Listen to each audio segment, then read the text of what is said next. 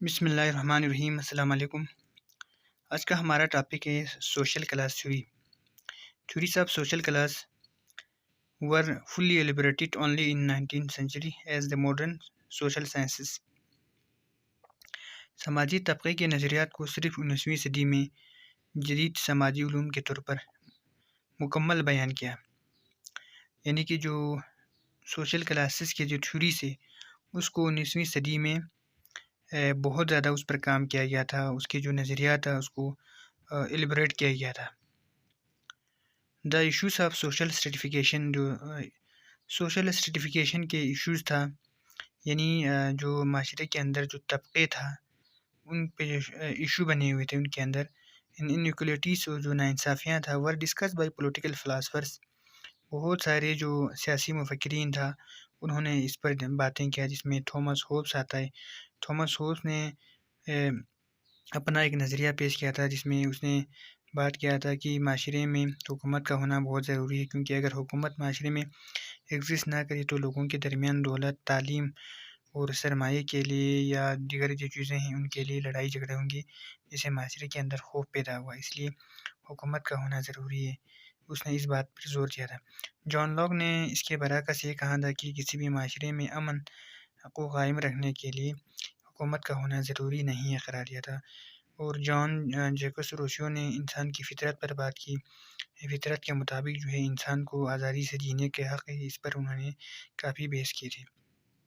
The French and English writers in the late 18th and early 19th century put forward the idea that a society's form of political life is determined by the non-political elements in society, such as the economic system and the family۔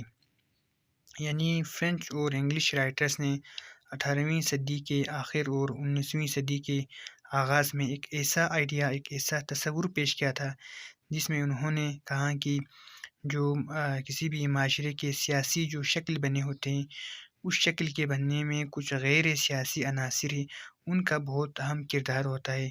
مثلاً economic جو system ہے اس کی وجہ سے سیاسی جو شکل ہے وہ بن جاتا ہے، اور جو فیملی ہے اس کی وجہ سے کسی بھی معاشرے کا جو سیاسی اسٹرکچر ہے، پولیٹیکل اسٹرکچر ہے وہ بن جاتا ہے۔ اس پہ انہوں نے بات کیا۔ اب Karl Marx theory of class elaborated what distinguishes one type of society from another is its modes of production۔ Karl Marx کے جو نظریہ ہے اس میں انہوں نے جو ایک معاشرہ اور جو دوسرا معاشرہ ہے اس کے درمیان جو فرق ہے، جو امتیاز کا باعث بنتا ہے، جو فرق کا باعث بنتا ہے وہ موڈ آف پروڈکشن کے، کہ آپ کا جو پیداوار کا جو طریقہ ہے وہ کیسا ہے، اس پہ ڈیپینڈ کرتا ہے۔ The nature of its economy, the division of the labour, agriculture, industry and land, ان سب پہ وہ ڈیپینڈ کرتا ہے۔ یعنی جو ایک معاشرہ ہے اس کے اندر جو کلاس بنے گا وہ اکنامک کلی بنے گا، ٹھیک ہے، اکنامک پہلو سے بنے گا۔ And each mode of economy, اور جو معاشیت کا ہر جو موڈ ہے endangers a distinctive class system, وہ ایک نیا جو کلاس ہے اس کو جنم دے گا۔ In which one class control, جس میں سے ایک جو کلاس ہے، ایک طبقہ ہے، وہ اپنا کنٹرول حاصل کرے گا۔ دا پروسیس وائل اندر class are other classes are providers of services to the dominant culture, جبکہ دوسرا جو کلاس ہے، دوسرا جو طبقہ ہے وہ خدمت کو فراہم کرے گی اپنا جو بڑے جو لوگ ہیں، جو ڈومیننٹ کلاسز ہیں ان کے لیے۔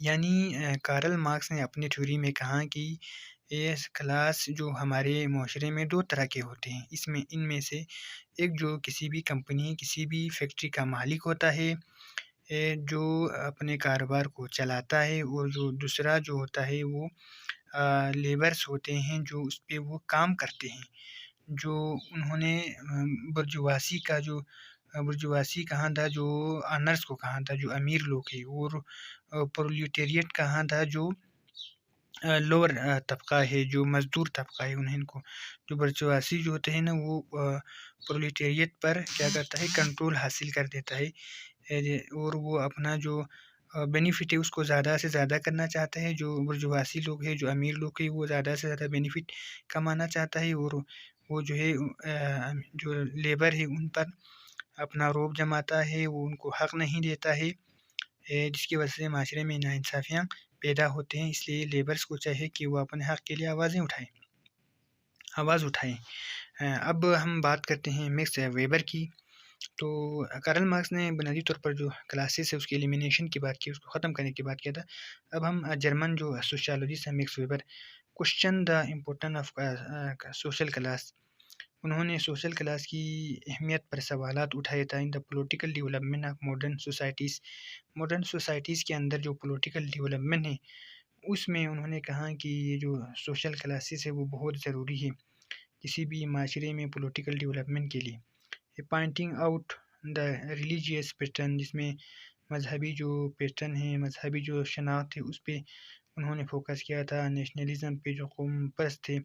ان other factors played significant role, جو دوسرے جو وجوہات ہے، دوسرے فیکٹر ہے، اس کا بہت بڑا رول ہوتا ہے پولیٹیکل ڈیولپمنٹ میں کسی بھی معاشرے کا۔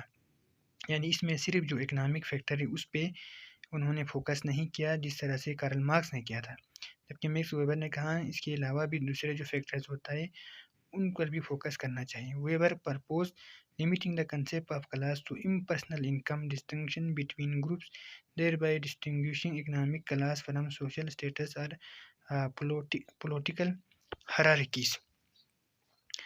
جو میکس ویبر تھا انہوں نے کہا کہ جو معاشرے کے اندر جو طبقے بنے ہوتے ہیں ان میں صرف اکنامک بیس پر نہیں ہوتا، کیونکہ اکنامک جو اسپیکٹ ہے اس کو دوسرے جو اسپیکٹ ہوتا ہے نا وہ بھی کافی افیکٹ کرتا ہے۔ اس کی وجہ سے ہمیں جو دوسرے جو اسپیکٹ ہیں ان کو بھی مد نظر رکھنا ضروری ہوتا ہے۔